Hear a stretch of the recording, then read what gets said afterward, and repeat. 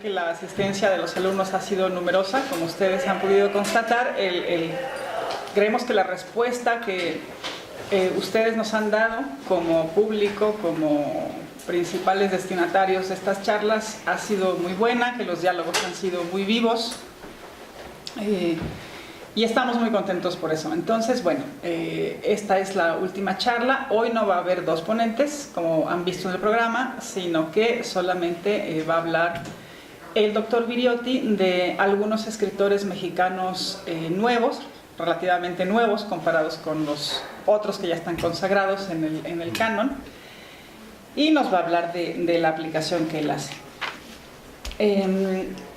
Por este cambio a lo mejor va a haber un poco más de tiempo para preguntas al final, entonces bueno, ahí podemos aprovechar todas las que hayan quedado pendientes ayer, porque seguramente que algunas quedaron pendientes, ya se nos acabó el tiempo, pues las pueden plantear ahora. Lo presento brevemente para quien no haya estado en estas sesiones, pero creo que todos ya han estado, ¿verdad? ¿Todos ya han estado? ¿Sí? Sí, ¿verdad? Entonces ya no necesito volverlo a presentar. Creo que sí, ya todas las caritas me suenan conocidas. Bueno, pues entonces los dejo con el doctor. Gracias. Bueno, hoy lo que voy a hacer es un poco diferente de los otros días porque creo que ya han entendido más o menos cómo funciona lo que hago. Pero quiero hablar del canon emergente, pero en tres sentidos. Primero, quiero hablar del canon. Quiero hablar un poco del canon y de mi experiencia del canon. Y quiero compartir con ustedes cómo para mí es importante el canon y me gustaría que tengamos una discusión sobre eso. Segundo, me gustaría hablar un poco de un canon emergente en el sentido de que haya textos que se estén produciendo en nuestros días con autores vivos que me parecen muy importantes y quiero hablar un poco de eso. Y tercero, voy a compartir con ustedes algunos otros ejemplos de cómo hemos solucionado problemas, pero no con textos específicos, sino con una manera de leer que pertenece al mundo literario. Y son ejemplos que son menos comerciales que los ejemplos que les di en los otros días. Entonces, espero que para ustedes vayan a ser interesantes. Bueno, primero un poco sobre el canon. Yo, cuando era joven, eran los años 70 y 80, y en Inglaterra habían guerras sobre el canon. Eso parece imposible ahora, que dentro de en los periódicos, en televisión, había discusión constante sobre el canon. Parece muy raro, pero así fue. ¿Hay gente que se acuerda de esos tiempos? Supongo que sí, no sé. De los tiempos, pero de esas guerras no. ¿De esas guerras no? Ah, ¿porque fue solo en Inglaterra? No sé. Bueno, aquí no. En Inglaterra había como una guerra, porque la gente decía que las universidades habían sido invadidas por personas que no creían en el valor de las obras de arte. Y que eso fue un desastre, y que fue un escándalo terrible. Y dijeron que habían académicos que decían que Shakespeare fue tan importante o tan poco importante como el texto que se podía leer en la caja de cereales. Y así fue. Hubo una discusión verdadera, la gente diciendo, ¿existe el valor literario sí o no? Y se ha como radicalizado completamente. El ambiente literario fue eléctrico en estos años. Gente realmente tomando posiciones muy extremas, muy extremistas, hablando de si existía o no un valor literario. ¿Qué pasó con todo eso? Bueno, varias cosas pasaron que finalmente hay que tomar en cuenta. Primero, había la experiencia muy grave de la guerra, y en el periodo de la posguerra había la sensación de que durante las dos guerras mundiales habían pasado cosas horribles de todos lados y que los pecados que se habían cometido por personas muy cultas, es decir, que la idea de que si vamos a leer libros vamos a ser seres humanos mejores se había completamente destrozado. Fue una cosa que pasó y que ya en los años 60 había destrozado un poco la idea de un cierto valor literario. Segundo, había el problema de que el canon se consideró como un lugar sumamente masculino y también blanco y también heterosexual, etc. Y entonces había como una queja muy importante que se produjo de la gente diciendo, bueno, ¿el canon qué significa? Significa simplemente una cierta presentación de poder. Y entonces el canon no tiene nada que ver con valor literario, tiene que ver con poder. Tercero, habían nuevas ideas sobre el idioma, el lenguaje, de cómo utilizamos el lenguaje. Y nuevas teorías estructuralistas, postestructuralistas, psicoanalíticas, etc., que demostraron que la manera en la cual el significado se hace, la manera en la cual el significado se hace, no es algo que se puede fiar como lo pensábamos. Estos eran como movimientos muy importantes intelectuales. Eran no solo importantes, pero probablemente eran necesarios, porque el canon se había convertido en los años antes como un poco un castigo para los jóvenes. Hay que leer eso, hay que pensar así. Entonces fue una liberación, pero dentro de esta liberación se olvidó completamente lo que era el placer literario. Dentro de esta liberación, yo creo que hemos perdido algo. Que ahora es muy difícil hablar con muchas personas que son herederos de estos movimientos en los años 70 y 80, muy importantes como han sido, pero los que son herederos de eso, ahora, las generaciones que han venido después, es muy difícil decirles, este libro es bueno. Es muy difícil porque dicen, bueno, sin haber leído nada, jóvenes que dicen, bueno, cuando usted dice bueno, ¿qué significa? ¿Es imperialismo? ¿Es machismo? ¿Qué significa bueno? Y si yo prefiero este otro libro que es muy popular, ¿por qué usted quiere decir que este libro es bueno? Y veo que este libro está escrito por un hombre. Entonces no tenemos la posibilidad de hacer lo que en otros artes es muy importante, que es decir, bueno, hay cosas que valen algo. Ahora, no tengo la menor idea de cómo puedo defender lo que acabo de decir. Es decir, no sé cómo decirles exactamente por qué Balún Canán, del cual hemos oído una plática tan fantástica ayer, no sé cómo decirles exactamente por qué Balún Canán tiene un valor literario. No sé exactamente cómo decirlo. Ni siquiera por qué exactamente Piedra del Sol tiene un valor literario tan importante. No sé cómo decirlo. Sé cómo analizar el poema, pero decirles exactamente por qué tiene valor, no sé. Y además se complica la cosa, porque sabemos que es toda una industria que se hace alrededor de estas obras, que además hay como toda una cultura. Que, por ejemplo, Pierre Bourdieu nos ha demostrado cómo funciona la cultura, cómo funcionan los sistemas de cultura en los cuales las élites tienen poder a través de obras de arte que dicen que son importantes y sagradas, etc. Sí, bueno, todo eso es verdad, pero finalmente estas obras tienen cierto valor. Y el problema es que no sé cómo describirlo. Pero en el trabajo que hago, ha pasado algo raro, que es que, como yo he intentado explicarles, en ciertos momentos nos encontramos frente a problemas muy difíciles que parecen intratables. Y en estos momentos, cuando tratamos de utilizar textos que no sean canónicos porque parecen sencillos, no funciona. No sé por qué. Bueno, puedo imaginar por qué. Porque los textos canónicos suelen ser textos que tratan cierta complejidad y que lo hacen de una manera ambivalente, ambigua, un poco compleja, en el cual se encuentra lo contradictorio.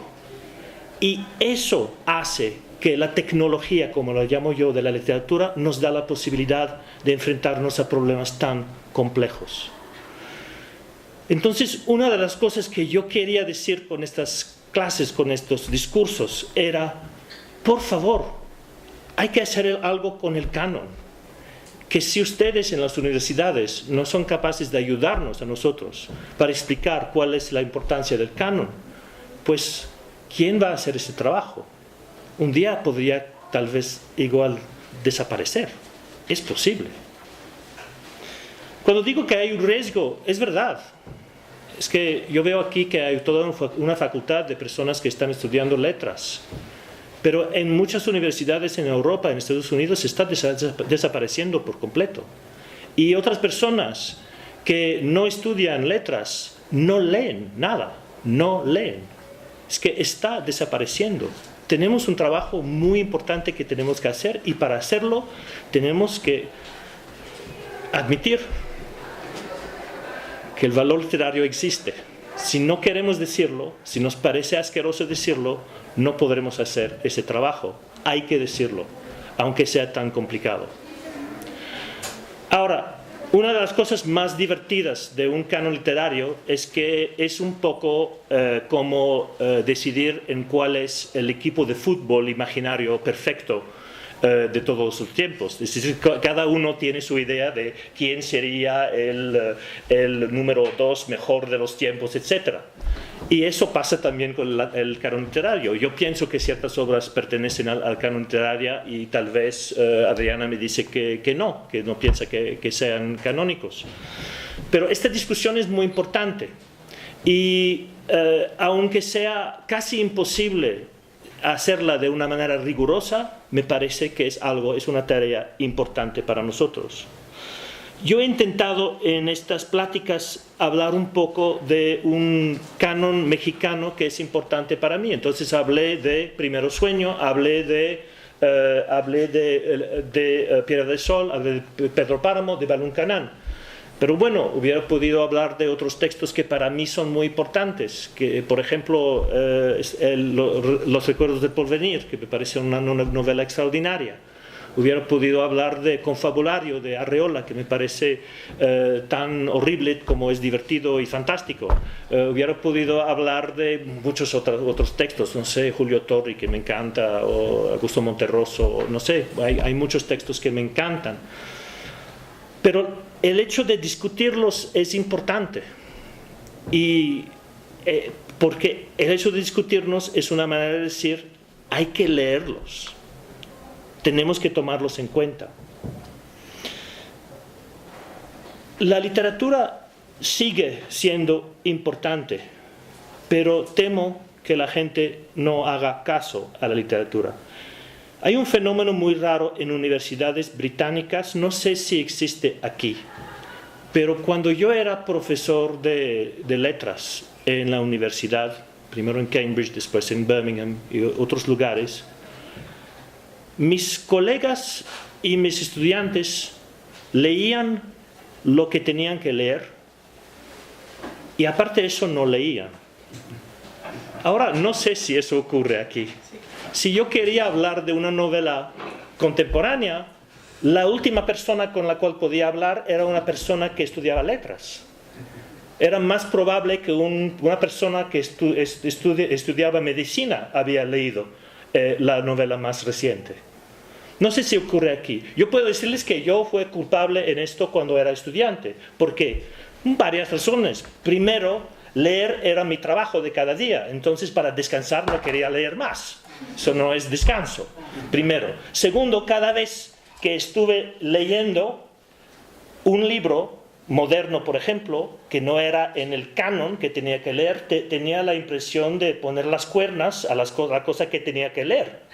Y también que perder mi tiempo, porque el tiempo limitado que tenía que leer las cosas que estaban en el examen o lo que sea. Entonces, había varias razones por eso. Pero eso me pareció una lástima terrible, porque significaba que había toda una estirpe de personas muy sofisticadas, adaptadas para leer, que sabían, que habían aprendido tecnologías, teorías, etcétera, técnicas para leer, que no leían las cosas que salían en las librerías. No sé si ocurre aquí o no. Y me parece horrible. Me parece horrible. Porque, no sé, siempre he pensado que al mismo tiempo que uno tiene que leer cosas que estén en el curso, tendríamos que tener como una ley que dice que cada 2 libros que uno lee para el curso tiene que leer uno u otro. Porque me parece importante leer mucho. Y si uno no lee mucho, esta experiencia llega a ser muy cerrada. Entonces, una pregunta que yo tengo siempre es ¿cuáles son los textos más modernos que podrían pertenecer a un canon? Y realmente no es mi papel decidir cuál sería el canon mexicano, porque soy inglés y no es mi papel, es tal vez trabajo de ustedes si quieren hacerlo.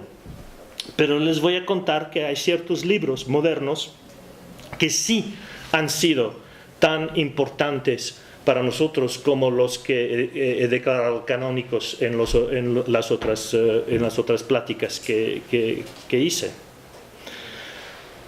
No sé si ustedes van a conocer estos libros, pero a ver, un libro que para mí me parece extraordinario y canónico es de una profesora de aquí, me parece, Margot Glantz, Las genealogías. ¿Alguien lo ha leído? Voy a estar como súper triste hoy, ¿no?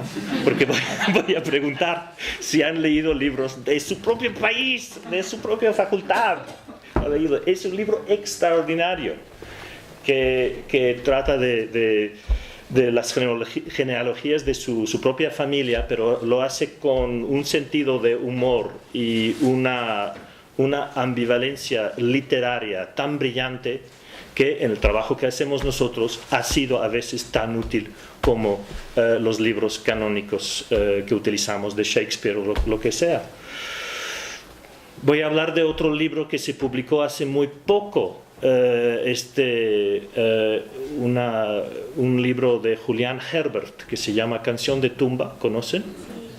Ah, eso sí, bien, un libro que me parece extraordinario, me parece heredero de la tradición de Juan Rulfo y me parece una narrativa muy brillante que nos da una perspectiva sobre lo que está sucediendo en el país, pero también en el mundo, una perspectiva que me parece extremadamente rica. Voy a hablar de un libro extraordinario que ustedes tal vez han leído que se llama Salón de Belleza. ¿Lo conocen? De Mario Bellatín. ¿No lo conocen? Es un mexicano peruano que es sobre un salón de belleza, pero finalmente es sobre todo sobre un acuario. Son casi 40 de sus 60 páginas se tratan de peces en un acuario. No lo estoy vendiendo muy bien, pero es súper divertido y hay que leer. Un libro que se llama Fuga en Mi menor por una argentina mexicana que se llama Sandra Lorenzano, no sé si conocen ese libro, que es extraordinario. Hay que leerlo. Es una brillante exposición de la identidad y de la dificultad de la creación de la identidad, de la recreación de la identidad personal, familiar, del padre, etc., a través sobre todo de una reflexión muy brillante sobre la música. Bueno, podría hablar también de un libro que supongo que ustedes no conozcan, que es de un joven que conozco que se llama Mario Alberto Sánchez Carvajal, que supongo que no conozcan, que acaba de ganar el premio Juan Rulfo, creo, que publicó un libro que se llama La línea de la metamorfosis, que es absolutamente extraordinaria en la tradición de Arreola, de Julio Torri, de Monterroso, etc. Esos textos cortitos, casi clásicos, absolutamente brillantes, pero muy moderno, que ha escrito una novela que se llama Bilis Negra, que ha ganado el premio Juan Rulfo y no se puede publicar porque no hay posibilidad de publicarlo, y eso me parece trágico. Y si no se publica es porque no hay lectores. Entonces es completamente culpa de ustedes. No voy a decir mucho sobre estos textos, porque el punto no es decirles, bueno, eso fue la técnica que utilizamos con el libro de Margot Glantz, etc., porque ya eso lo hice varias veces. Y creo que han entendido cómo funciona. Y tal vez en otra posibilidad, hemos hablado de hacer talleres para que ustedes aprendan a hacer lo que hacemos nosotros. Eso tal vez en un futuro posible podríamos hacerlo. Pero lo que quiero decir es que la literatura es una cosa viva. Había una pregunta que preguntabas tú, creo, en el segundo día, si Octavio Paz era el último poeta mexicano. Y Ariana y yo tuvimos una reacción como de escándalo. Claro que no, habrá muchos poetas, no te preocupes.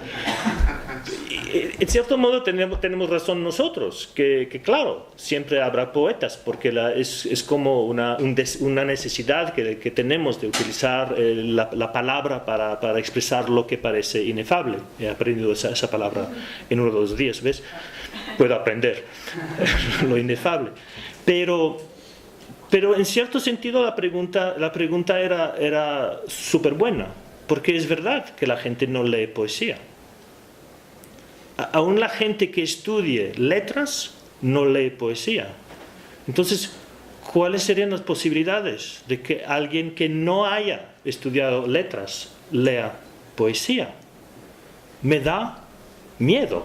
A mí me da miedo, porque es un trabajo que hay que hacer.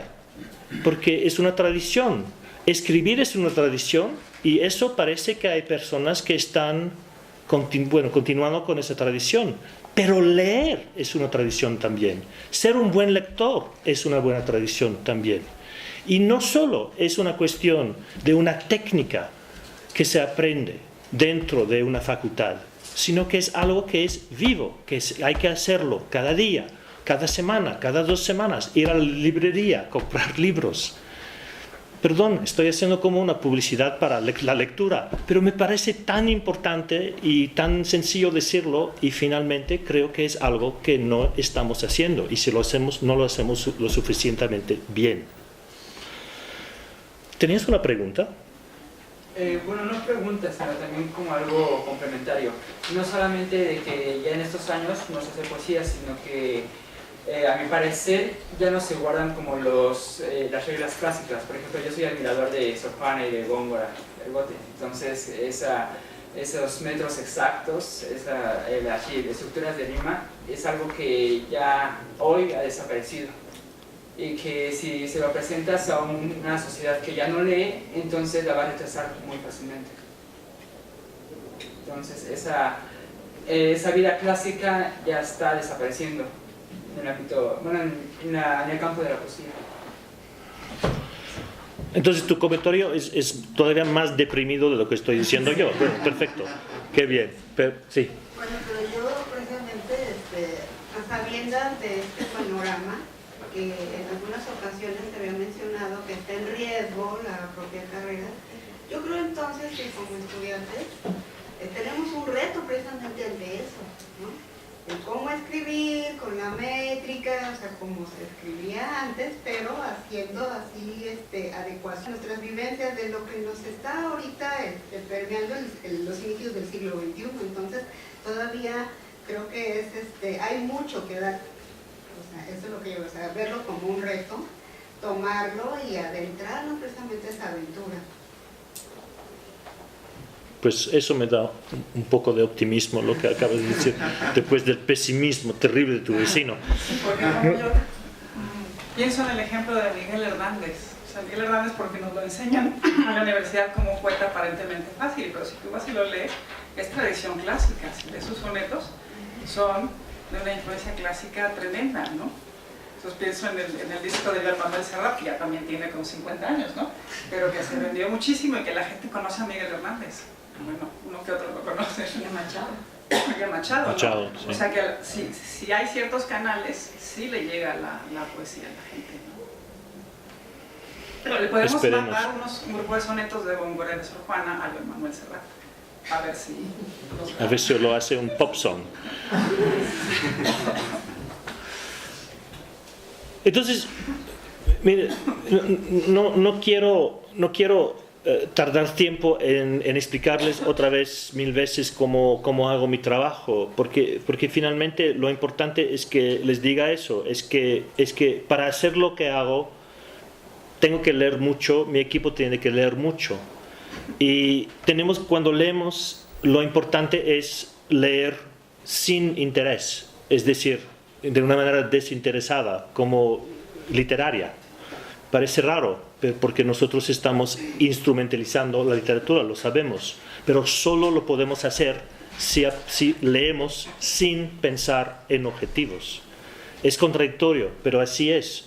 La literatura solo es útil cuando es literatura. Cuando es mala sociología, es mala sociología.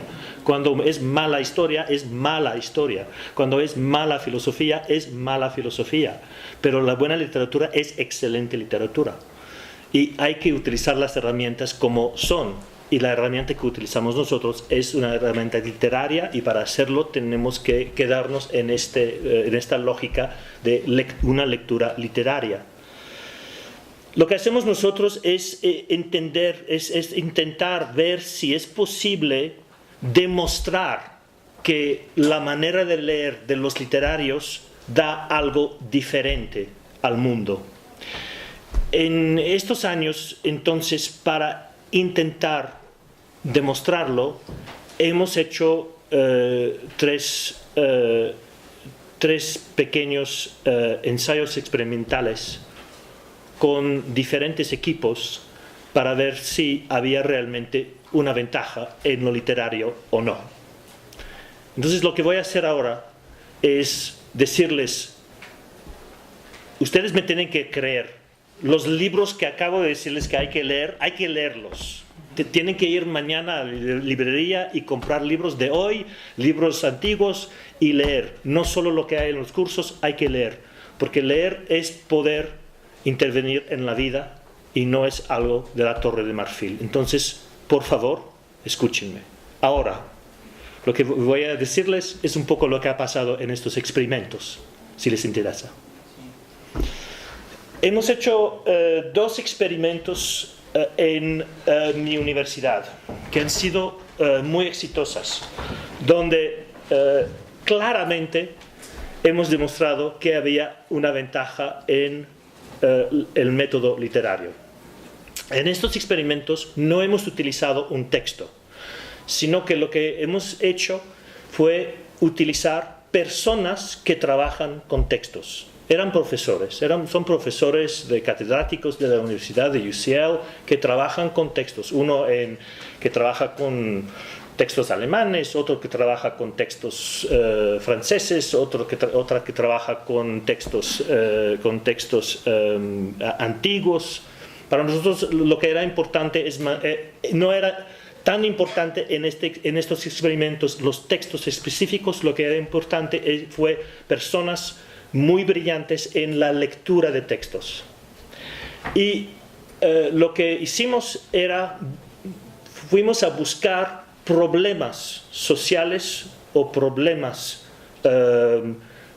no comerciales, problemas sociales o políticos que se estudiaban dentro de la universidad, para ver si una manera literaria de abordar el tema podría llevar una ventaja. Y la idea fue darles a los profesores de literatura la posibilidad de intervenir como críticos literarios en estos problemas y ver cuál era la solución que ellos proponían, o si no era una solución, la lectura que ellos podrían llevar. Y hemos hecho 2 experimentos y los 2 han sido muy exitosos. Yo podría decir que ha sido 1 punto para los literarios y 0 para los científicos. Primer ejemplo.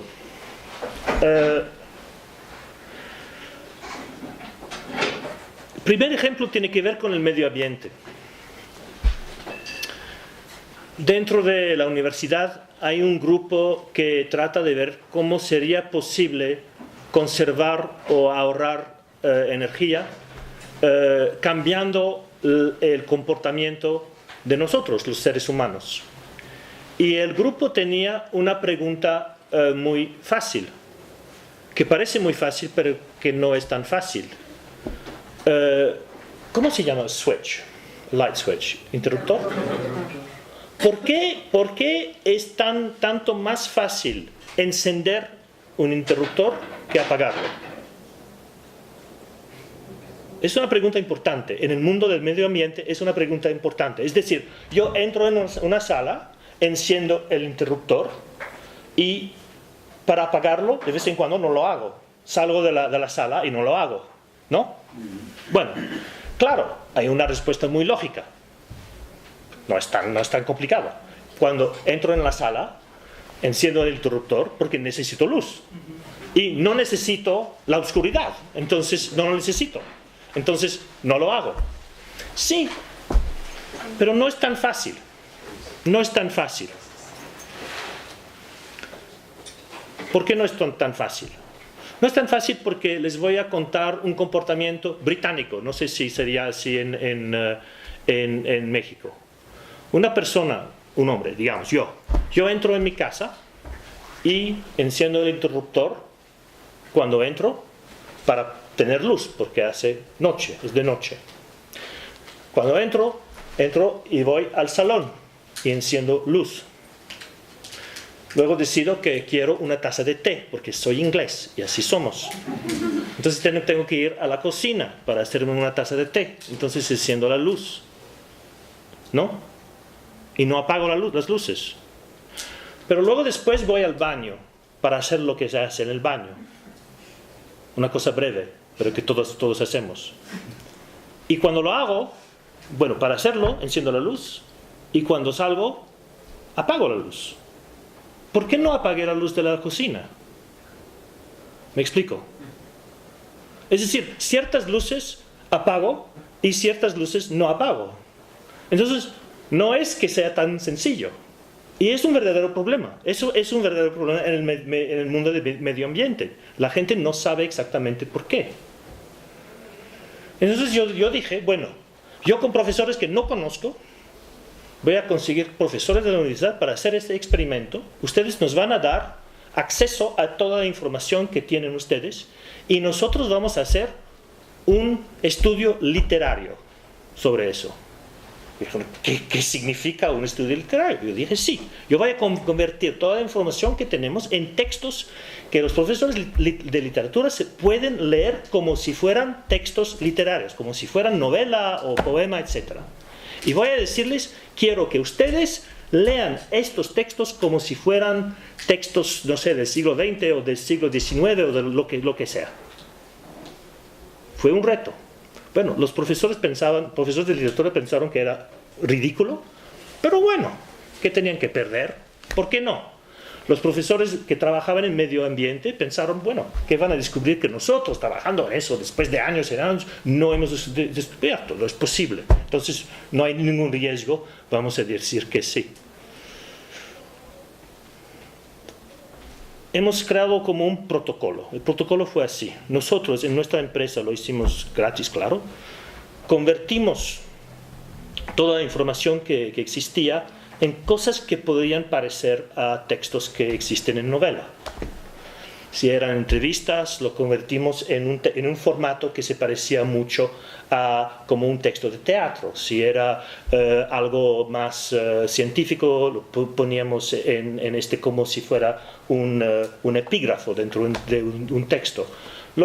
Bueno, la manera que hicimos no es tan importante, pero preparamos la información para todos estos profesores. Decimos, bueno, ustedes tienen que leer eso y luego vamos a tener un taller. Ha sido extraordinario, porque ellos inmediatamente tuvieron una lectura metafórica de la luz, que los científicos no eran capaces de hacer. Dijeron, bueno, leyendo lo que la gente dice sobre la luz, se ve que la luz no es luz para ellos. Que, por ejemplo, cuando yo abro las cortinas por la mañana, no es solo que necesito luz, es en cierto modo poner energía en la casa o limpiar la casa, que la gente piensa que la casa es sucia después de abrir las cortinas. No sé si me entienden. Que tienen esa sensación de que hay que abrir las cortinas. Leíamos cosas que para los científicos no era evidente, pero nosotros sí. Gente que habían sido como entrevistados, que han dicho que, por ejemplo, viven en países como el mío, donde cuando van al trabajo en el invierno es de noche y cuando regresan es de noche. Pero abren las cortinas y no hay nadie en casa. ¿Por qué? Porque abren las cortinas, no hay nadie. Para poner luz, pero no hay nadie. Sí, pero luz no es simplemente luz para ver. Luz viene para renovar la casa. Cuando entendimos eso, entendimos algo que los científicos, con sus años y años de trabajo, no han podido entender. Simplemente porque era tan fácil para un literario hacerlo. Para ustedes parece lógico, normal. Para un científico no es normal. Es otra manera de ver el mundo. Es una manera metafórica. Otra cosa que ellos vieron, los profesores, no soy yo, los profesores vieron que los científicos no habían visto, era que cuando ese comportamiento que yo había dicho antes, de enciendo la luz cuando entro, enciendo la luz en el salón, enciendo la luz en la cocina, enciendo la luz en el baño, luego apago la luz, pero dejo las otras luces encendidas, es porque luz tiene que ver simbólicamente con territorio. Es decir, yo no estoy en el salón, estoy en un territorio que se llama salón, sala principal y cocina, y no estoy en el baño. Entonces utilizamos la luz no solo para decir que podemos ver, sino para decir estoy aquí, es mi territorio, este es mi territorio, este no es mi territorio. Para los literarios era como una cosa que para ellos era una cosa rapidísima. 15 minutos ya tenían estas dos claves. Y cuando hemos dicho a los científicos que teníamos eso, su reacción fue, wow, claro, claro, no lo habíamos pensado, porque no pensamos así. Pero para personas como ustedes, con un training en crítica literaria, es evidente que así es. El problema es que personas como ustedes no trabajan en estos roles, porque se quedan aquí o se quedan dando clase. Es un ejemplo. No sé si quieren otro ejemplo o les parece bien. Sí. Perdón, sí. Me gustaría colaborar con un ejemplo. En una ocasión, en un foro, estaba un visitante a la universidad exhibiendo un trabajo sobre la apreciación estética en el diseño, en la pintura, y en un momento de su charla dijo: cuando ya tenemos este tipo de tecnologías, refiriéndose a las impresoras y computadoras, ya no van a hacer falta artistas.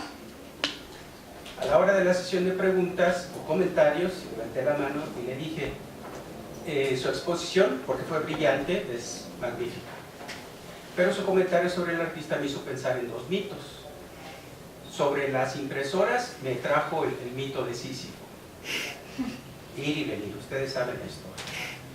Y en cuestiones de computadoras también me trajo el mito de Narciso.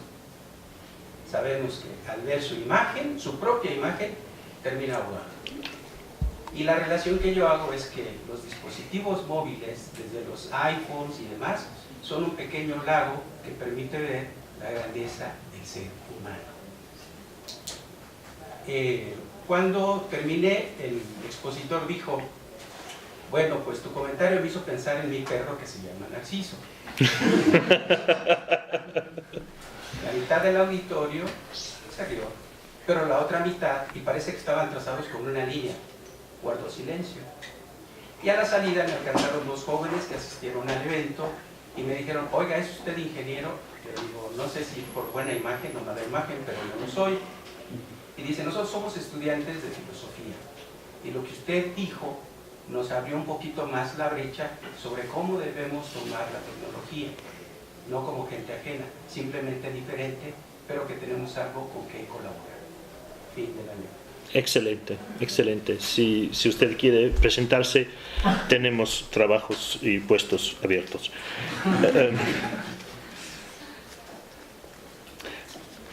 Un segundo ejemplo, si quieren, si les parece interesante. Un ejemplo muy diferente, pero que nos pareció otro reto que podría ser útil para nosotros. La universidad donde estoy tiene un hospital, tiene uno de los hospitales más importantes de Gran Bretaña y de Europa, es University College Hospital, y es extraordinario. Hay varias personas que tienen premios Nobel, etcétera, que trabajan allí, es extraordinario. Y cuando vemos los resultados académicos de la universidad, son excelentes, absolutamente excelentes. Es decir, hay cosas que ocurren en este hospital que son, bueno, por encima de todo lo que está pasando en el mundo en ciertas disciplinas de medicina. Una de esas disciplinas es en el cáncer, y donde hay un equipo con metodologías muy desarrolladas, extraordinarias sobre cáncer, y que han hecho cosas que en todo el mundo hay gente que viene para estudiarlo. Pero cuando hicieron análisis de la experiencia de los que tenían cáncer en este hospital, han sido sumamente sorprendidos, porque la respuesta que tuvieron a la, ¿cómo se dice? Survey, la encuesta, los resultados eran terribles, muy malos. Peor que en un hospital que no tiene ningún premio Nobel o ninguna facultad asociada, lo cual pareció horrible para los profesores, porque los profesores dijeron: nosotros somos muy expertos en cáncer, sabemos todo, y cómo es posible que cuando hablamos con los pacientes ellos digan que su experiencia es mala. Y durante muchos años han intentado mejorar, sin éxito. Ha sido muy difícil, y no es porque el hospital sea malo, es un muy buen hospital. Yo mismo iría a este hospital porque los resultados científicos son muy buenos. Lo que pasa es que la experiencia no fue buena, y eso también está un poco relacionado con los resultados finalmente de los pacientes, porque si uno no se siente bien en sí mismo, también eso juega un poco en el cáncer. Entonces no tenían los resultados aún científicos tan brillantes como tenían que obtenerlos, y eso fue muy, bueno, una preocupación muy grave para ellos. Lo que nosotros hicimos era un poco un experimento de la misma lógica, diciendo: bueno, lo que queremos hacer es nuestra encuesta, pero vamos a hacer un estudio literario. Otra vez la misma cosa, risa general, ¿cómo vamos a hacer una cosa literaria? Es ridículo, no tiene nada que ver con lo literario. Bueno, sí, a ver, ustedes no van a perder nada. Nosotros pagamos la encuesta, mi empresa paga la encuesta, no van a perder nada. Si no tenemos buenas respuestas, pues nada, no se pierde nada. Lo que hicimos fue una serie de entrevistas con pacientes, con sus familiares, con los médicos y con los enfermeros, así. Y pusimos estas entrevistas en formas como si fueran monólogos dentro de una obra de teatro del siglo XIX.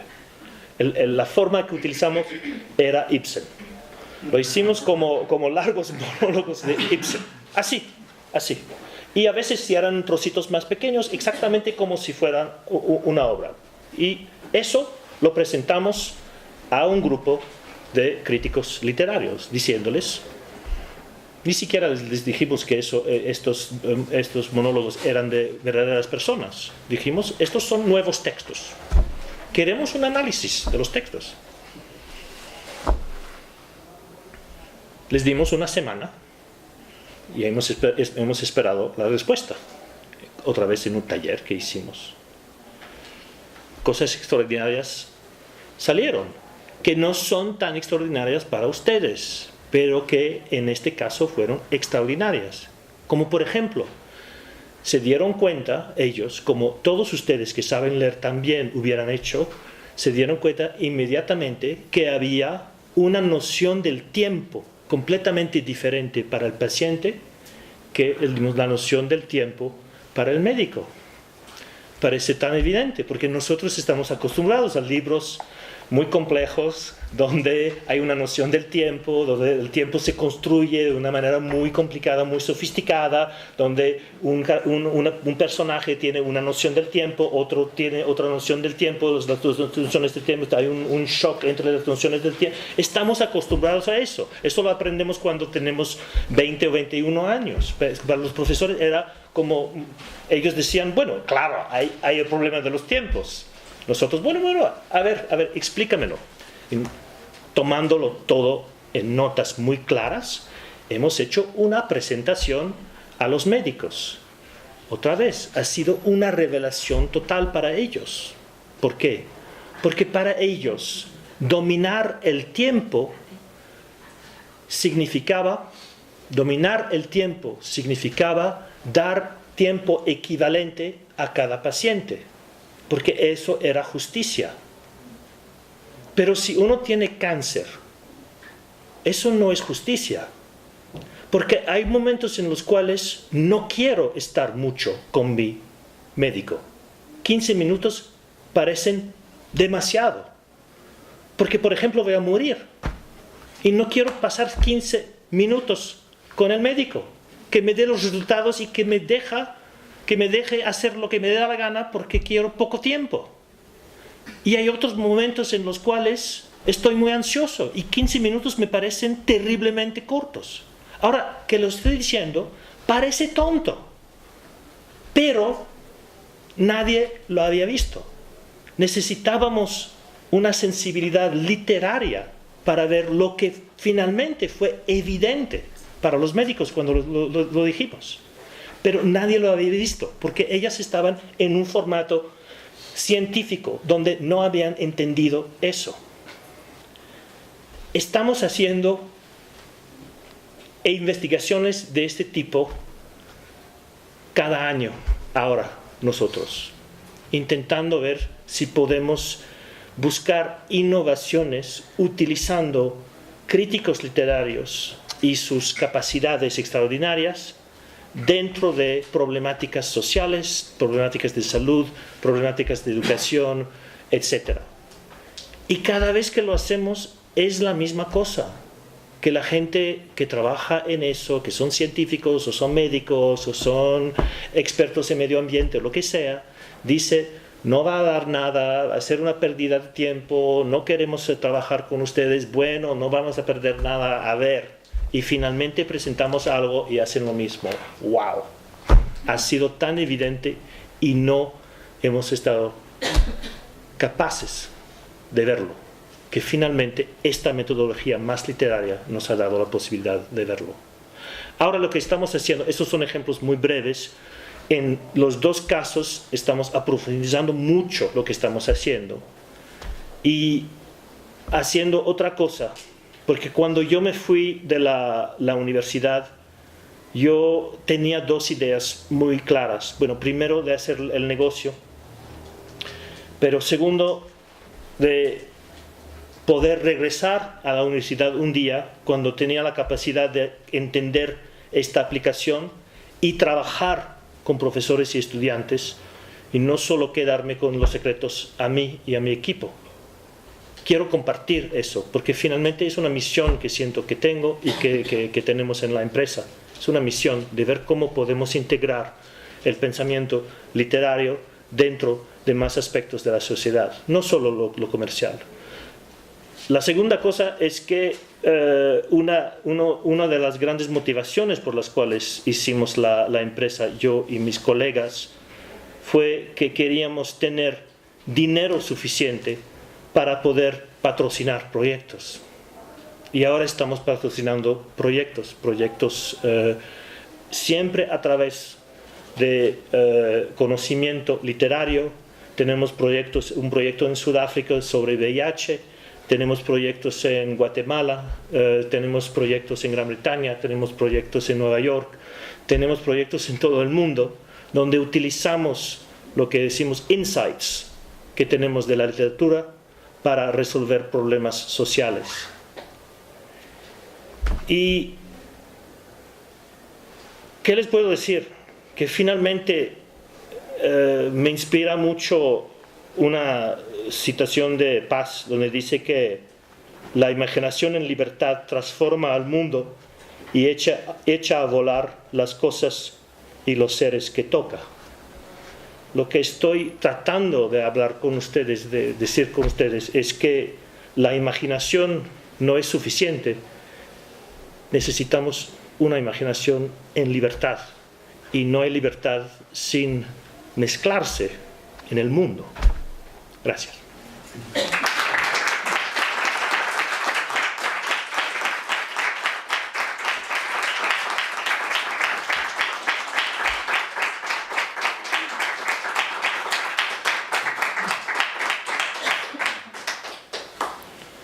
Ahora, preguntas, quejas, críticas. Sí. Bueno, un comentario. Curiosamente, un día me levanté y dije, a ver, ¿qué está haciendo la UNAM, verdad? En el campo de todas sus licenciaturas y carreras, para poder introducir de alguna manera esa inquietud del humanismo. Es decir, tan solo las carreras que se dedican a las humanidades, ¿verdad? Pues sí tienen esa parte en la que pues hay que leer, literatura, etc. Y lo que hice la semana pasada fue hacer un sondeo de todas las carreras de la UNAM, cuáles tienen materias que tengan siquiera algo de humanidades. Sobre todo las que se dedican a las ingenierías, matemáticas, actuarías, sobre todo las que están en ciencias. Ninguna de ellas en ciencias, nada. Pero la sorpresa fue en ingeniería, o sea, todas las ingenierías ya aquí, desde mecatrónica, civil, mecánica, etc. En el primer semestre de la carrera les introducen una materia que se llama redacción o comunicación oral y escrita. Para segundo, comunicación y cultura, y digo, wow, o sea, qué inquietante, qué bien. Para quinto semestre, literatura latinoamericana. Yo dije, esto es una maravilla, y apenas esto se está introduciendo en el cambio de sus planes y programas de estudio de apenas el año pasado prácticamente. Y entonces es precisamente esa inquietud, dije, qué bien que ya, o sea, al menos en el terreno de las ingenierías, ya se están preocupando precisamente por las posibilidades, el mundo, puedo decir, fantástico que ofrece las letras, la literatura, las artes, ¿verdad? Y para mí fue sorprendente. Reviso el plan de estudios de arquitectura, la carrera de arquitectura. El arquitecto, o sea, tiene que estar insertado precisamente en las humanidades, está dentro de las humanidades y no tiene ninguna materia de literatura, ni de redacción, ni de comunicación. Bueno, hay que hacer algo, ¿no? Hay que seguir difundiendo precisamente el valor que tiene la literatura, y que en este coloquio ya lo vimos, la aplicación o las aplicaciones que puede tener son superiores, son muchísimos. Sí, es interesante lo que está diciendo. Es verdad que en muchas facultades ahora hay como una tendencia de reintroducir o de introducir ciertas ideas literarias. No puedo hablar de la UNAM, porque no sé, y es una universidad extraordinaria, supongo que aquí lo hacen muy bien. Yo les puedo decir mi experiencia en Gran Bretaña, en Europa, sobre todo en Dinamarca y en Francia, donde tengo relaciones con universidades, y en Estados Unidos también, que otra vez voy a hablar de mi experiencia, que cuando he tenido contacto con profesores que hacen literatura ya aplicada dentro de la universidad, no aprendo nada. Porque no me dicen nada interesante. Cuando yo aprendo mucho es, por ejemplo, cuando hablo con Aurora, que es completamente académica su manera de pensar. No lo digo, no es negativo, al contrario. Es porque eso es lo que estoy buscando. Esto es lo que estoy buscando. Cuando oí hablar a Adriana de Octavio Paz, aprendí cosas que no sabía sobre Paz. Fue una introducción general y me gustaría tomar sus cursos, porque aprendí cosas de Alejandro Higashi ayer en esta plática tan divertida y brillante. Aprendí cosas, noté cosas no para mi plática, que voy a utilizar en mi trabajo, porque aprendí cosas. Y es una de las contradicciones terribles de lo que estoy diciendo, que para hacer una buena literatura aplicada es necesario una buena crítica literaria. Y los buenos críticos literarios están en lugares como este, pero muy a menudo no quieren hacer nada de aplicación. Yo tuve que utilizar muchas herramientas complicadas para hacer intervenir estos profesores de mi universidad de estos experimentos. Chantaje, ofertas de dinero, cosas complicadas, vamos a ir a un restaurante fantástico, no sé qué, porque para ellos era como de aplicada, no es para mí. Entonces hay como este elitismo también que juega.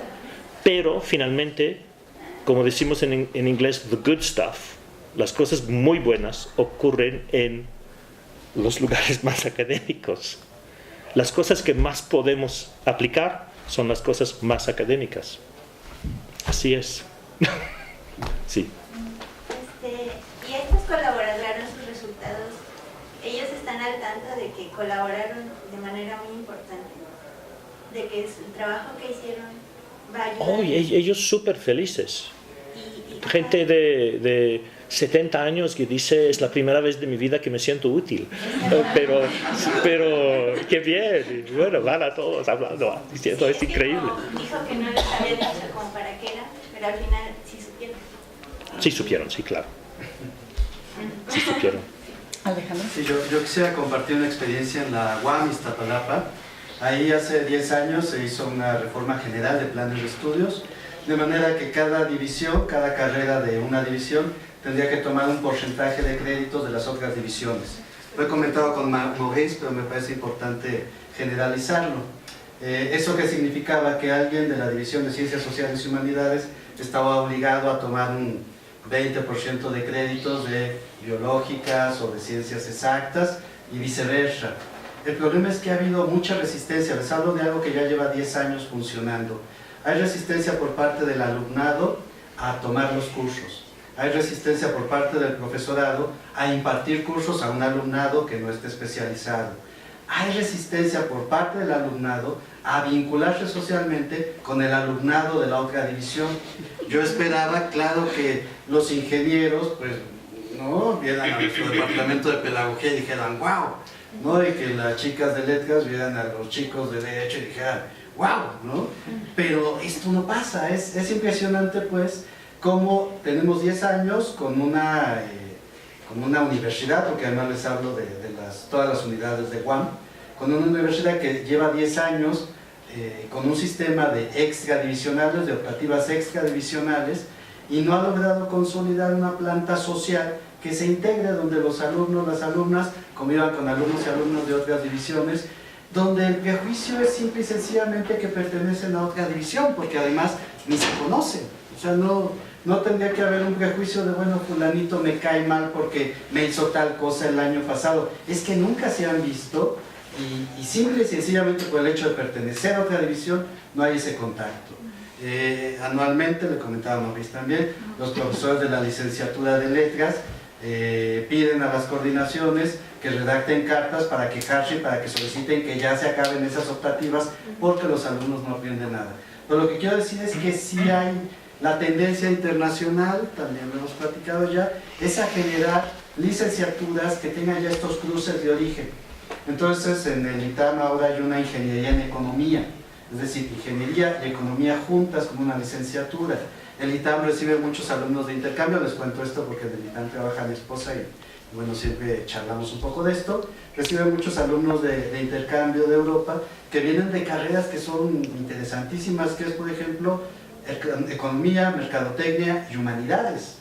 ¿Por qué? Porque para insertar un nuevo negocio, una nueva rama de una empresa en un ámbito latinoamericano, yo tengo que conocer la cultura. Si no conozco la cultura, no puedo llegar a vender algo que o bien ya existe o que bien va a ser rechazado porque no es valioso, significativo desde una perspectiva cultural. En el ITAM me contaba un amigo, eso no estoy muy seguro, pero hay una clase que se llama Shakespeare y liderazgo. Yo creo que desde que se lo estoy diciendo no necesito convencerlos de que debe ser una clase muy interesante, Shakespeare y liderazgo, para un economista, para un ingeniero, para un líder político, imagínense. Entonces, yo creo que son las tendencias. Ahora, yo lo que me pregunto y lo que no termino de entender, y sé que no es una respuesta fácil, hemos hablado de complejidades de lunes. ¿Cuál es el punto en el cual un alumno de la División de Ciencias Sociales y Humanidades llega a una clase de ciencias exactas y no se siente cómodo? ¿Y cuál es el punto en el cual los alumnos de ciencias exactas ven al humanista y no tienen la capacidad de conversar con él, de intercambiar ideas? Es un fenómeno que rebasa la universidad en muchos aspectos, ¿no? Eso Tal es vez triste, ¿no? podríamos hacer una aplicación. Podemos hacer una A ese aplicación sí, a ese conflicto, sí. El No. amor lo vence, pero acá está, una participación. Sí, en esta misma línea tan interesante, es muy estimulante escuchar esta plática porque en una aplicación que yo me atreví a hacer para un instituto de ciencias, me reservo el nombre para que no piensen que vengo a hablar mal de nadie de ciencias. El asunto fue que estaba promoviendo un taller para publicar en revistas internacionales con factor de impacto, etc. A la mitad de mi discurso, mientras les mencionaba los beneficios de una buena escritura, me interrumpe uno de ellos y me dice: oye Rafael, lo que tú dices está muy bien en ciencias sociales y humanidades, pero yo te recuerdo que aquí estás en las ciencias exactas. Y le respondí: estoy parcialmente de acuerdo con tu comentario, pero mira, en las ciencias exactas, en las ciencias sociales y en las ciencias oscuras, si no eres claro, tu trabajo no sirve para nada. Ahí no terminé el asunto. Me contrataron para impartir el taller en 3 ocasiones consecutivas y ellos hacen una evaluación del profesor hasta el color de calcetines, muy riguroso. Y me dio gusto porque repitieron. Sin embargo, a la hora de mostrar los resultados me dijeron: oye, ¿y cuántas personas han publicado que han estado en tu taller? Le digo: pues ahorita hay 3 personas que han publicado. ¿Y los demás por qué no? Le digo: pues yo no tengo la autoridad de un doctor, de un tutor para preguntarles por qué no. Pero entre los resultados, uno de los resultados que fue muy impactante para mí fue que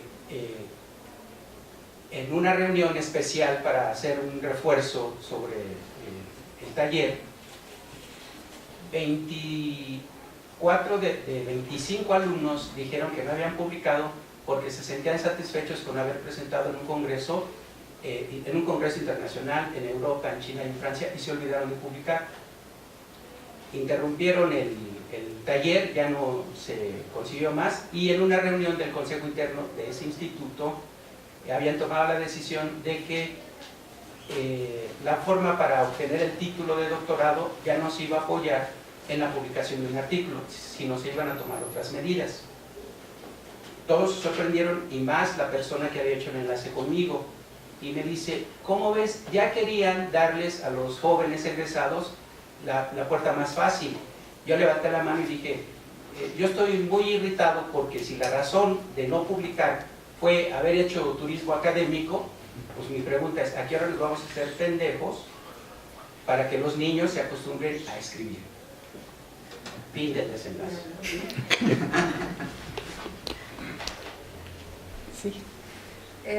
Bueno, hablando de consultoras y yo un poco volviendo al negocio, en 2014, espérame, 2015, año pasado, si no es que a principios de esto no recuerdo muy bien, pero es muy reciente, tuve la oportunidad de integrarme a un curso de coaching.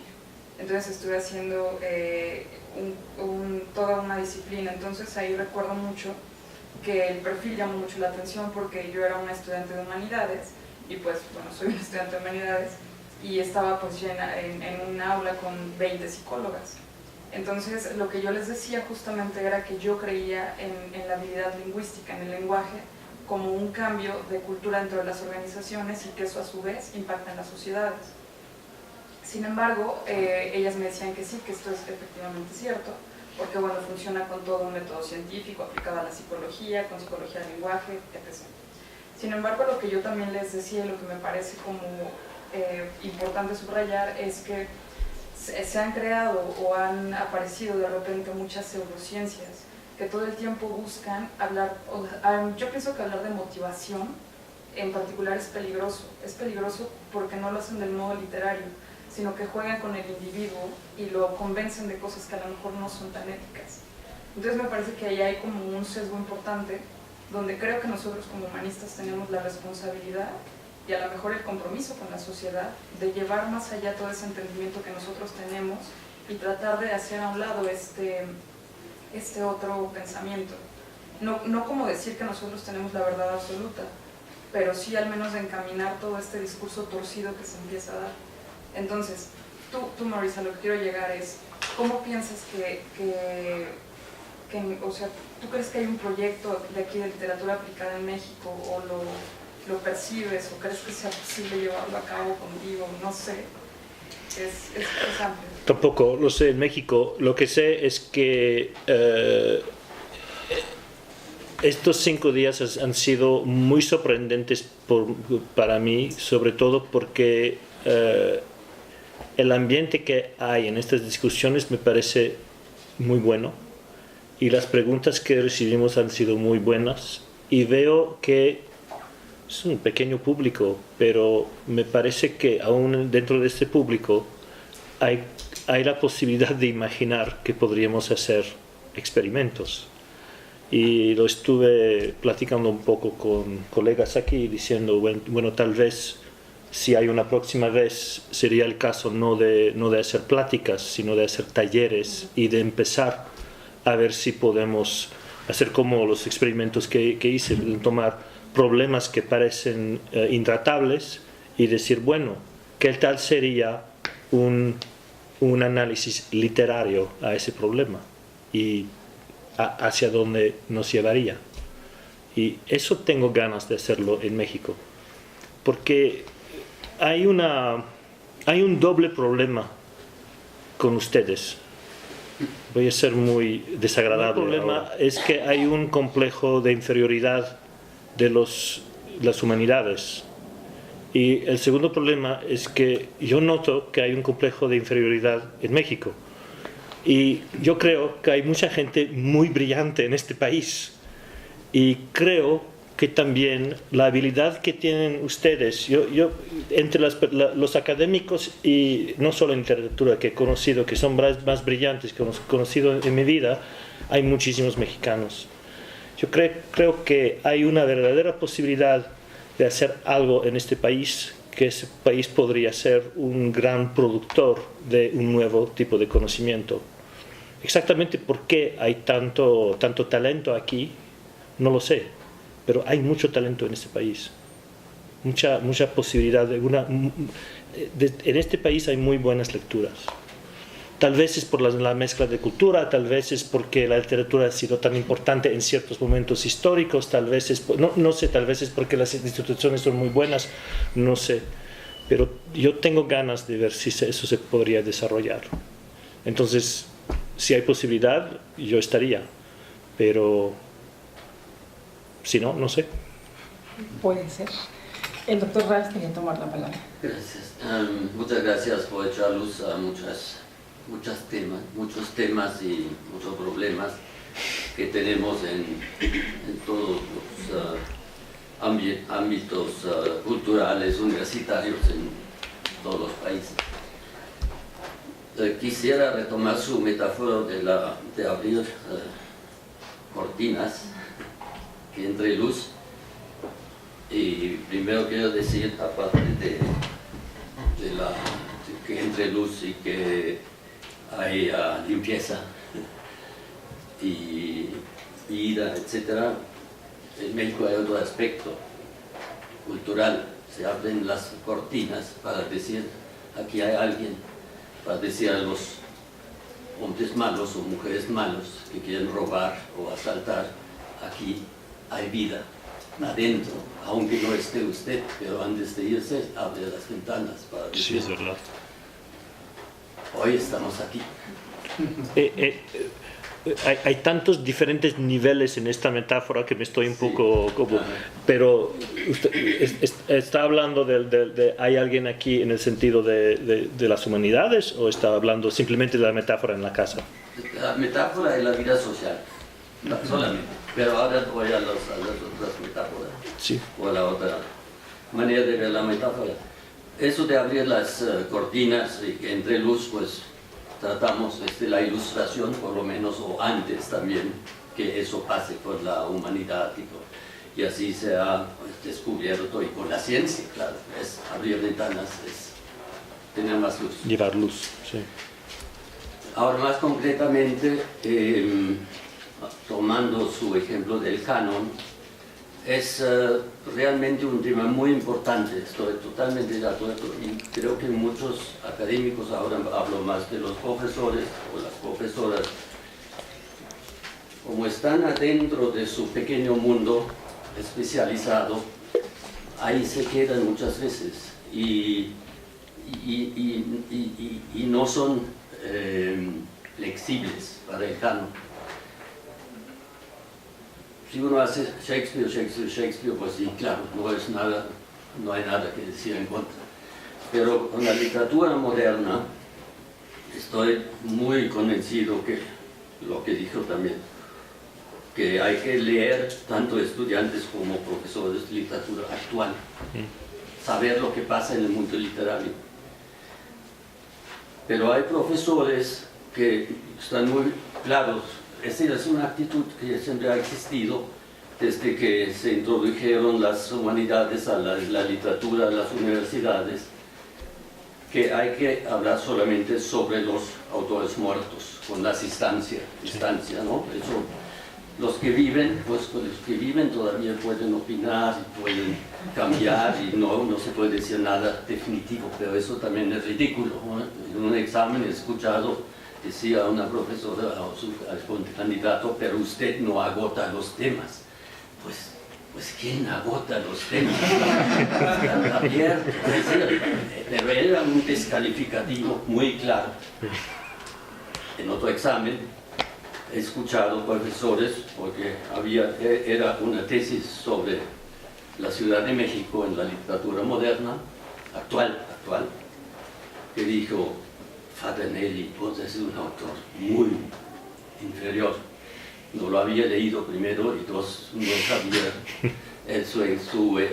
su novela Hotel México, por ejemplo, es excelente para aprender algo sobre esta ciudad y para los mundos sociales en esta ciudad. O dijo también, pues Gonzalo Celorio es no tan importante, ¿eh? Entonces, ahí creo, en el mismo nombre de Celorio le entró algo de celos, porque es un colega brillante y escritor, lo que es muy frecuente en estos mundos académicos, y me encanta que aquí sí se acepte a los literatos en la universidad y que a los literatos afuera, que es la mayoría de la universidad, también lo pueden considerar buenos escritores. Bueno, hay muchas cosas que entran en el juego para cerrar el canon, no abrirse de los mismos. En el caso de los estudiantes, de algunos estudiantes, no puedo generalizar, que no leen en las universidades británicas o solamente lo que está en el sílabus, lo que hay que estudiar en este semestre. Pues existen muchos ejemplos donde ni leen lo que hay que leer para este semestre. Y aunque sean solamente 10 páginas para el siguiente seminario, pero una novela, que lean una novela cada 15 días es prácticamente imposible. A nivel de posgrado, a veces, a nivel de licenciatura, seguramente no.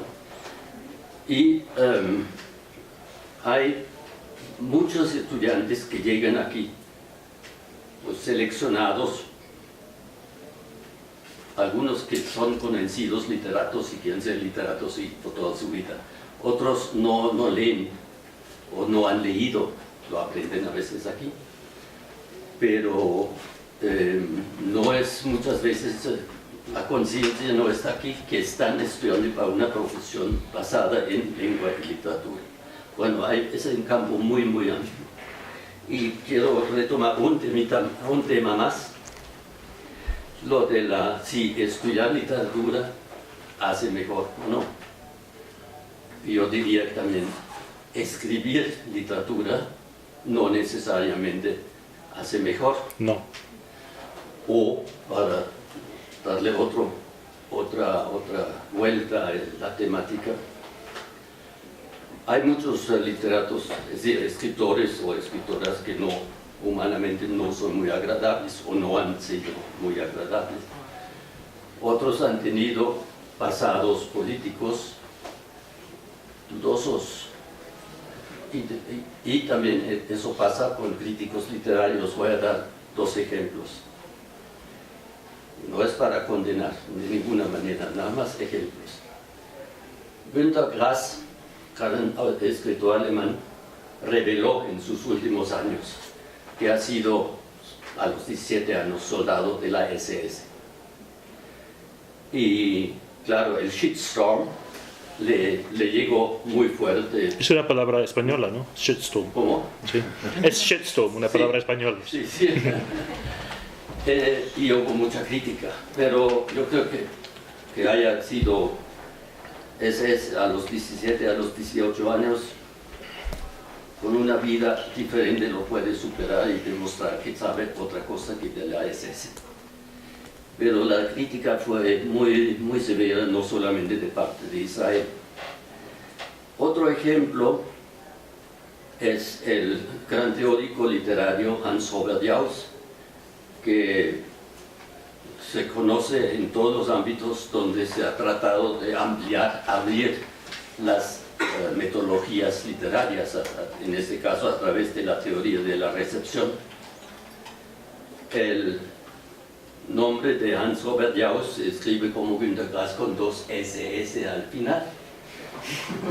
Esa idea no es mía, sino de un colega muy querido, Ottmar Ette, de la Universidad de Potsdam, que llegará aquí a México a la UNAM otra vez, aquí a la Facultad de Filosofía en 15 días, para hablar de su nuevo libro que se llama El caso Hans Robert Jauss. Hans Robert Jauss, mundialmente famoso dentro de los ámbitos de la crítica literaria, ha sido oficial de la SS desde 1939 hasta 1945 y así ha hecho carrera durante la guerra. Luego, bueno, después de la desnazificación por los norteamericanos, ha empezado su carrera universitaria, estudió letras, romances, sobre todo literatura francesa y española, y ha tenido una carrera muy exitosa, uno de los críticos más importantes de las universidades alemanas. Ahora están más o menos en los últimos años, desde hace 5 o 10 años, descubriendo ese pasado, porque Jauss siempre lo ha oculto hasta su muerte. Siempre había estrategias para no llegar a ese tema. O sea, quiero decir así, la literatura o la crítica no hace mejores hombres, pero frente a los errores que uno ha podido cometer, son 2 casos muy diferentes. Grass finalmente dijo, tengo que decirlo. Jauss lo ocultó siempre. Entonces, bueno, esas actitudes humanas. Hay tantos casos, ¿no? El caso de Paul de Man, el caso de Heidegger, Heidegger, Paul de Man, pero hay varios casos. Pero yo diría también que es un poco la idea de Adorno y sus colegas, de que finalmente después de la Segunda Guerra Mundial, la idea de que el arte nos hace más civilizado, estaba como muy fragmentado esta idea, porque parecía que personas muy cultas eran capaces de hacer cosas muy feas. Entonces eso Eso ha sido, creo, uno de los golpes para la idea del valor literario, porque una de las ideas con las cuales habían crecido muchas personas era que, bueno, si leemos, no sé, Horacio, vamos a ser mejores porque Horacio nos va a llenar de algo como civilizado. Pero finalmente, con todo lo que pasó en el siglo XX, se demostró que no es así, pero yo creo que hemos exagerado un poco, porque eso no quiere decir que Horacio no tiene valor. Quiere decir que es posible tomar el valor de Horacio y seguir siendo un monstruo, simplemente claro, eso. Simplemente eso. Hasta cierto punto. Eso. Perdón, sí. No, muy en mi línea de los clásicos y Erasmo, pero Erasmo, citando a otros clásicos, nos dice que la lengua tiene doble filo. O sea, la lengua se puede usar para dos cosas, ¿no? La lengua se puede para engañar o para hacer algo bueno. ¿Alguien más? ¿Más preguntas? ¿Para engañar o para decir algo bueno? O para decir algo bueno. Esta metodología que propone también es factible o ya la ha aplicado a los discursos o el marketing que se hace en redes sociales o esta tendencia del inbound marketing. Sí, claro, ahora trabajamos mucho en redes sociales y hemos hecho estudios sobre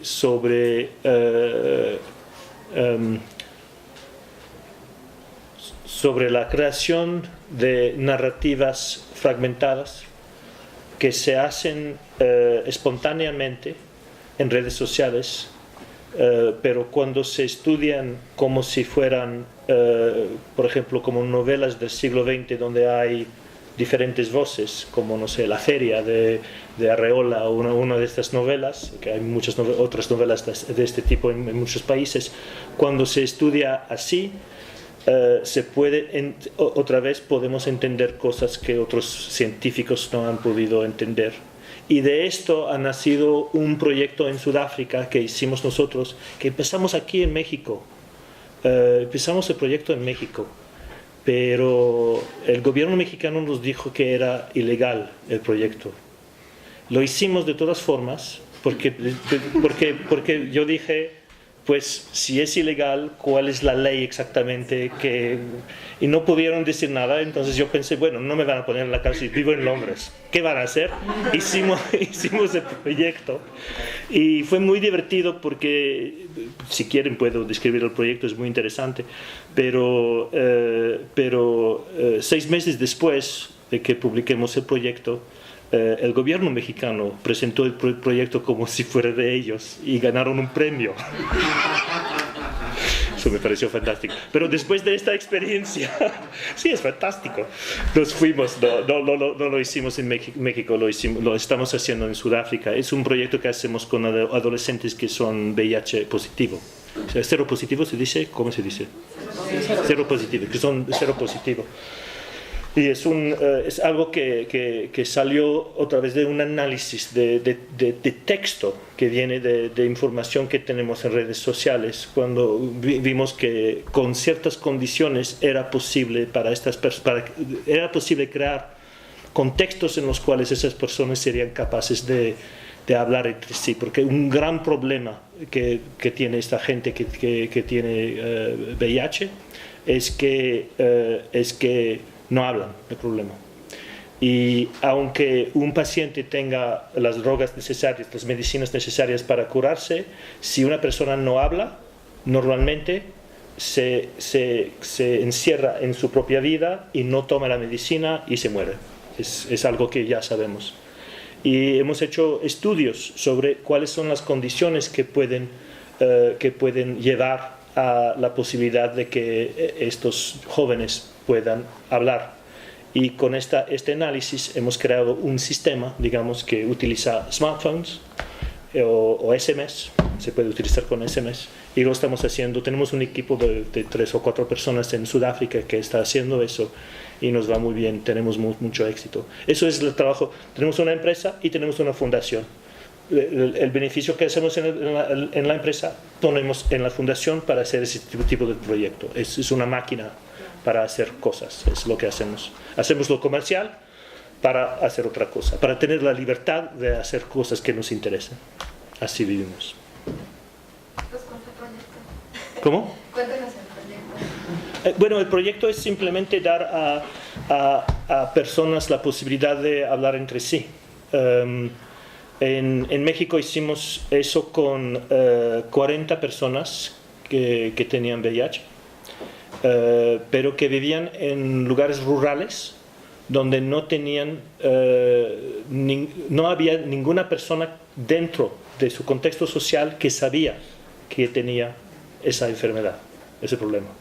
Porque no se podía hablar de eso. Ni siquiera a veces el marido o la esposa sabía. Hay estos casos. Y el problema es que como no se hablaba de eso, no era posible solucionar el problema. Y en este momento, hace muchos años, la política del gobierno, así como muchos países, no estoy juzgando, pero la política era, damos la medicina gratis, pero el problema no existe, no lo tenemos aquí. No existe, no tenemos ese problema en nuestro país, pero la medicina es gratis. ¿Por qué es la medicina? Por si acaso. ¿Se utiliza? No sabemos.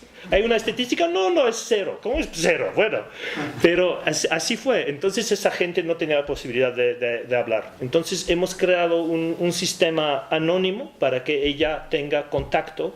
Es un sistema, es muy sencillo, en donde si yo mando un mensaje SMS, 9 otras personas reciben el mensaje al mismo tiempo. Entonces es un círculo de 10, así funciona. Puede ser 12. Entre ellos un médico, pero que no tiene que estar pegado al teléfono todo el tiempo. Él puede mirar o ella puede mirar lo que está pasando en una pantalla y puede mirar muchos grupos al mismo tiempo. Entonces puede no intervenir, pero controlar si hay información mala que circula dentro de los grupos. Y hicimos eso en México, hicimos como un experimento para ver si funcionaba. A través de un análisis literario inventamos un sistema y queríamos ver si funcionaba. Hicimos este experimento durante 3 meses y en estos 3 meses 40 personas han mandado 250.000 mensajes, 250.000 mensajes, que nos costó mucho dinero. Era terrible el éxito. El éxito a veces es terrible. Y cuando vimos los mensajes, porque ellos sabían que nosotros podíamos ver todo, no intervenir, pero ver todo, 95% de la conversación que tenían era relevante a la condición. Es decir, nosotros no teníamos que decirles, bueno, ahora hay que hablar de eso. El simple hecho de ponerlos en contacto con otras personas que tenían el problema y saber que había un médico que podía controlar si había mala información, les sirvió. Todos tomaron su medicina, todos, 100% ha tenido han experimentado que se mejoró la situación psicológica y de salud. Y eso lo estamos ahora aplicando en Sudáfrica con jóvenes en Sudáfrica que tienen ese problema, también con éxito. ¿Se puede colaborar en estos proyectos? Es decir, una persona puede o no puede. Una persona, es decir, tú. Yo. Bueno. ¿Puedes colaborar? ¿Se puede colaborar? Nosotros estamos siempre buscando personas que podrían ser interlocutores. Bueno, dentro de los proyectos hay pequeños equipos y no somos una gran empresa, pero sí estamos pensando hacer más cosas en México, y si alguien quiere dar el nombre por si acaso y el correo, podemos decirles si hacemos algo. Es que está en los planes hacer más cosas en México. Sí, de hecho, quienes han estado firmando su asistencia, me parece que ya pusieron su email, ¿no? Entonces, bueno, eso es importante para la segunda etapa que pensamos. Sí, que pensamos hacer. En algunos, no sabemos en cuánto tiempo más, pero bueno, tenemos la idea de que esto tenga una continuidad, ¿no? Eso tampoco es tan difícil, o sea, sí que se puede hacer. Vamos a definir cómo. Ha dado hoy Morris algunas ideas y sí que se puede hacer. Entonces no se olviden en dejarnos su email. Si hoy vinieron por primera vez, anótense también en la lista, dejen su email para que les enviemos información. La persona que está encargada de la oficina en México es Olivia, que está aquí. Entonces, si alguien quiere hablar con Olivia, dejo a ella la fila. Quería hacerle una consulta más como un interés, porque me ha llamado mucho la atención el modo en que usted trabaja. Es si tiene tal vez oficinas fuera de México. Yo soy peruana, no sé si tiene alguna oficina. No, en Perú no, todavía. tenemos en Londres, en Nueva York y en México, pero ¿por qué no? Perú, buena idea. ¿Por qué no? Me encantaría. Bueno, creo que ya. Bueno, si no hay más preguntas, les reitero lo que dije al principio de la charla del día de hoy. Estamos muy contentos porque creemos que hemos entrado en diálogo con ustedes, hemos entablado un diálogo, ¿no?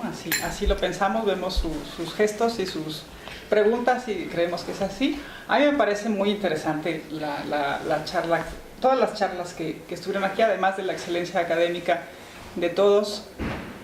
Me parece muy importante algo que se ha mencionado varias veces y que es lo que nos reúne aquí, ¿no? Que Morris nos muestre la posibilidad, o sea, que nos ha mostrado la posibilidad de hacer este tipo de aplicaciones, digamos, ¿no? Yo ya estoy pensando en algunas cosas que se podrían hacer y ustedes yo creo que también, ¿no? Porque está esta parte intuitiva, pero también está ese bagaje cultural que ustedes ya tienen, mucho grande o muy grande, pero yo creo que sí podrían salir cosas de aquí. Esperemos que así sea. Bueno, pues agradezco nuevamente a todos nuestros ponentes, a la doctora Adriana de Teresa, al doctor Alejandro Higashi, al doctor Alberto Vital, por supuesto al doctor Morris Viriotti, al doctor Ral, que nos acompañó también con sus intervenciones muy ilustrativas, muy buenas, muy reconfortantes para nosotros también, que los académicos acudan a este espacio. Agradecemos también a Olivia, que nos ha apoyado en un montón de cosas, desde la organización de cuestiones logísticas, etcétera. Gracias a la facultad que nos permitió hacer esto sin ninguna reticencia, aunque el tema era provocador y exótico. Y gracias a ustedes, gracias a todos. Gracias, Aurora.